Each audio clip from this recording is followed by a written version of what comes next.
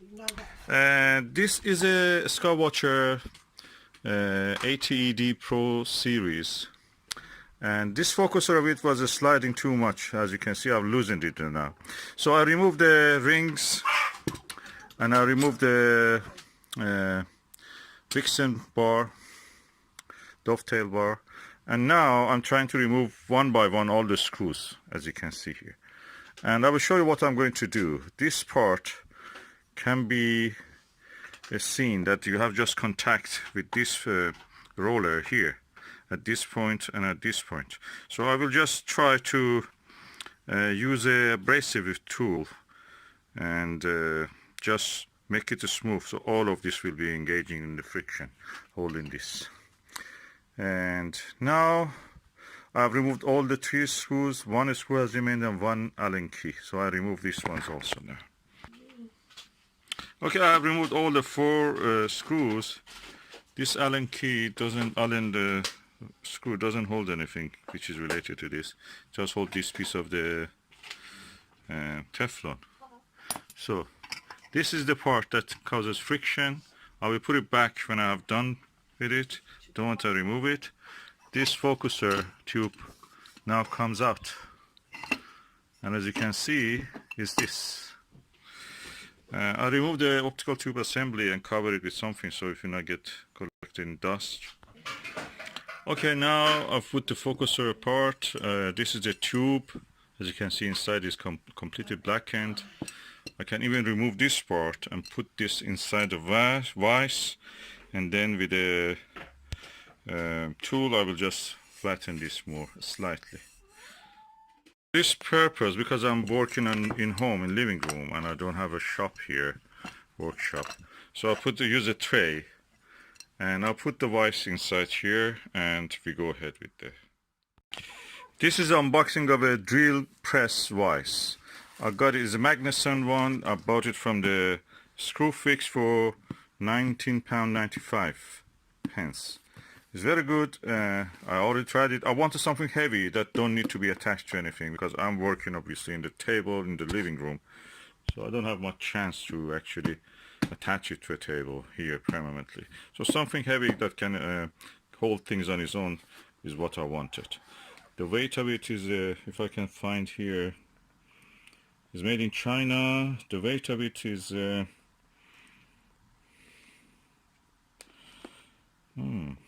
I think it's around 4 kilos, 4 to 5 kilos.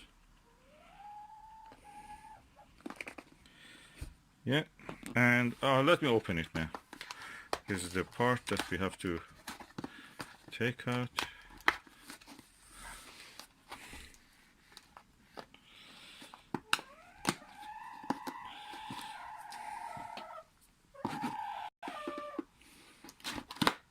Okay, and as you can see, this is a quite heavy object.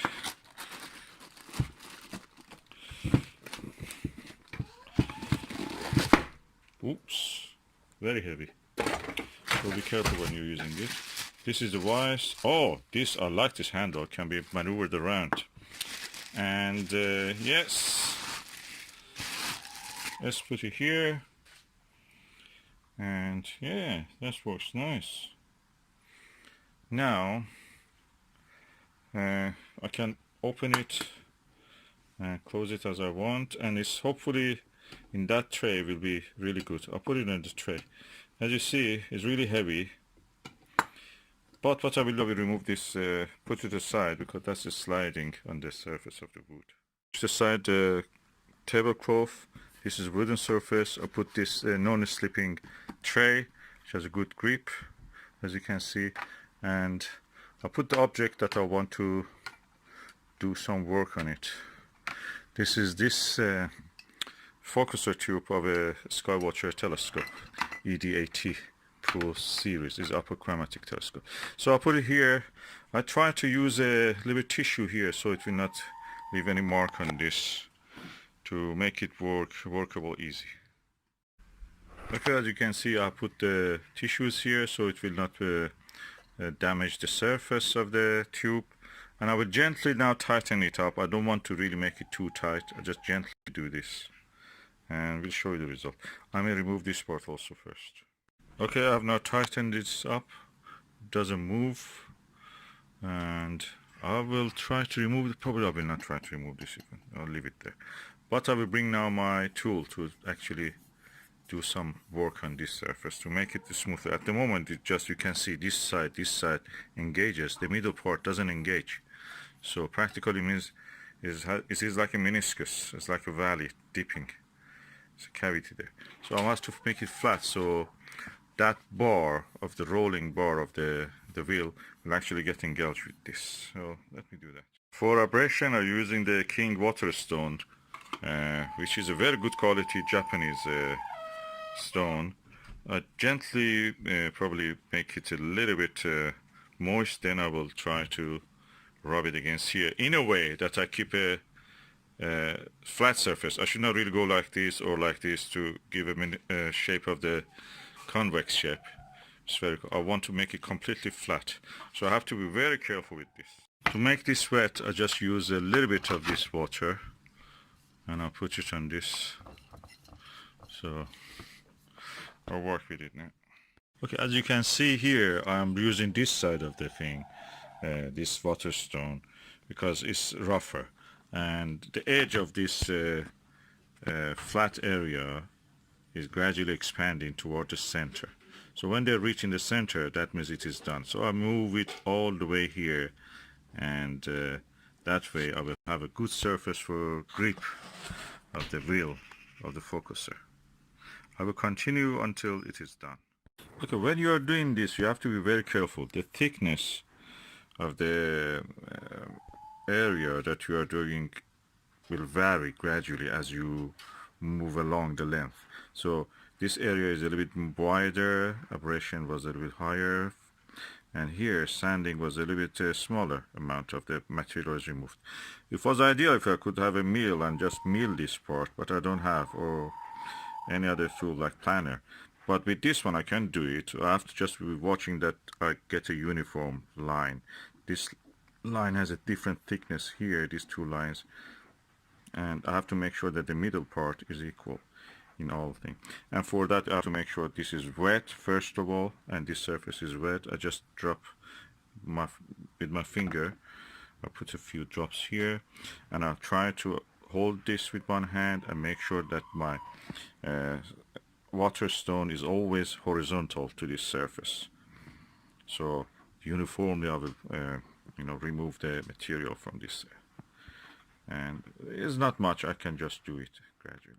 Okay, I think I have now a good grip surface for the, I don't want to continue to the middle, and that is a risk I'm not going to take for non-uniformity. This middle part has got a little bit more abrasion because when I'm using this tool, this waterstone, from this side the middle part gets also some abrasion, from this side also gets some material removed, so the center is a little bit more lost material here. But I feel that is surface that I like to have. I will try it. If it works and can hold the eyepiece and moves smoothly, what's wrong with that? That's good. I will go with this.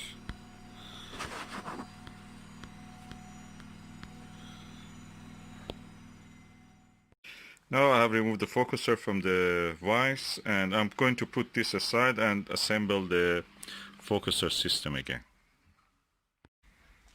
Okay, before that I make sure that it's clean. I use a kitchen towel or any tissue or any rag that you have, a little bit wet, and just wipe this up. So make sure that it's clean. As you can see, I put the tablecloth back. This is my focuser wheel. This is my adjusting holder of this focuser wheel. If we go like this, and these are the screws that I will use, and this is the rest of the attachments. I will attach them first, this one and then that one there. Let's do it. Okay, all these two parts are attached now.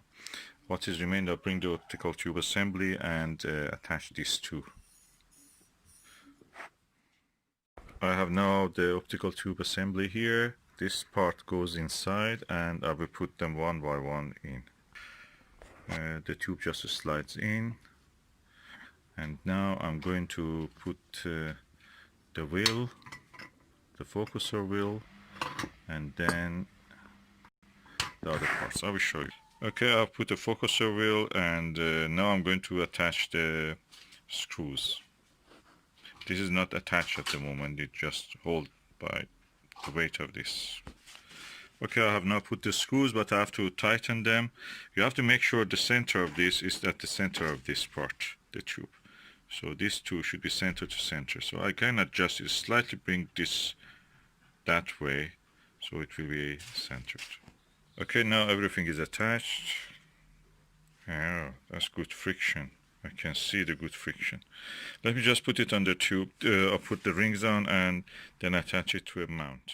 Okay, now the telescope optical tube assembly is inside the cradle of rings, and one by one I can tighten them up. I will go ahead and do this. Okay, now I've tightened the rings, and now I will bring the mount. It's a Dobsonian mount for the Skywatcher Heritage Virtuoso. I've installed the mount, the optical tube assembly with the wicks and dovetail, and everything else is installed. As you can see, it's quite nice and easy to move the tube. You can hear the friction.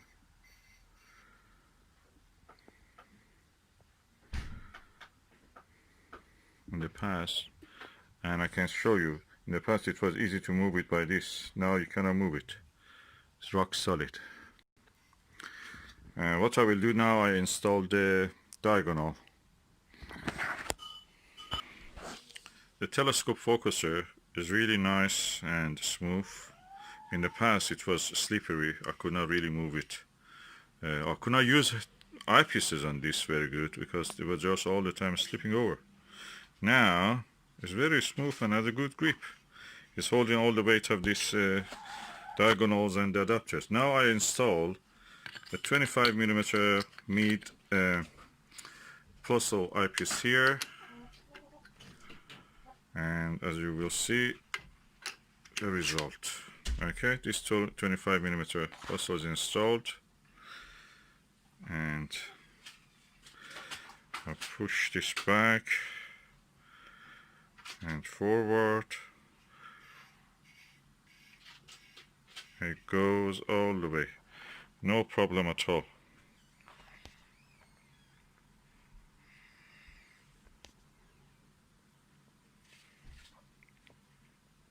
Of course, the length of this is now increased, so the balance is now gone off balance. So I'm just pulling it back so the telescope will be in balance again. I tighten up the Dobsonian mount also. Let's look at something now, just for the end, good end. The foot at one of these trees, and we look at the eyepiece now through the Meade eyepiece.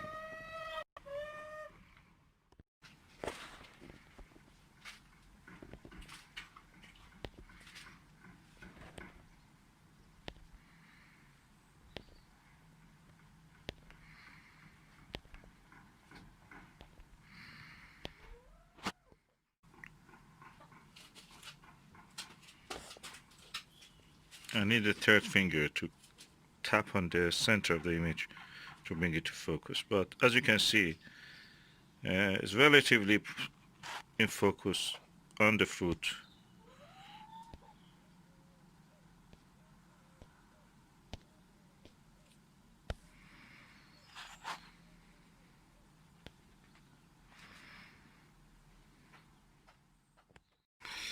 I must say it really stays in the focus when I'm watching with the normal eye. This holding the camera is a little bit dodgy, so it's not easy as it looks. Try it, you will see what I mean. But anyway, you saw something, and image quality is very good. Focus stays in focus. Camera could not focus because it doesn't like to focus on one object. It wants to focus on the whole thing, and it cannot do what I want at the moment. I wish I had the third hand. I'm going to use now one of my relatively heavier eyepieces. This is a APM HDC 13mm 100 degrees eyepiece. It's a 2-inch one at this with this adapter that it has. So I have to remove this 2-inch adapter to one and put the eyepiece here. At the moment it's holding really well. Okay, now we have a good focus. Let me try. Can I move it smoothly? Oh, it does move without any problem. The focusing wheel really works. Look at this. Oh, in the past I couldn't really do this. Oh, look, it works. So the remedy that I did is working. So let's just go and see through this one. Let's look through this eyepiece.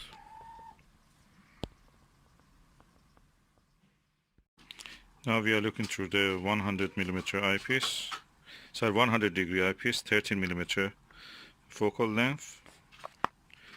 The whole field of view is what you see. Is really nice for the eye. And you can see all the details hopefully on the foots.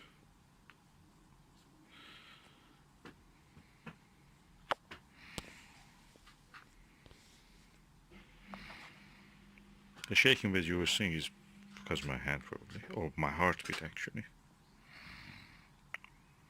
I'm alive, thanks God. So I have a heartbeat. Let me try to move the focus a little bit. Okay, I'm going to focus on the leaves on the background, and I'm going back to the fruit. I'm going autofocus all of that, and I'm going again into focus. No problem at all. So my remedy worked. The focusing wheel is actually accurate and it stays where it should be. It saved me £100 for buying a dual focuser practically by just using this simple remedy. I used the tool, £19–20 it cost me, and stone, which was around £20 about it, but £40 saved me £60. I can use those tools for any other thing I want.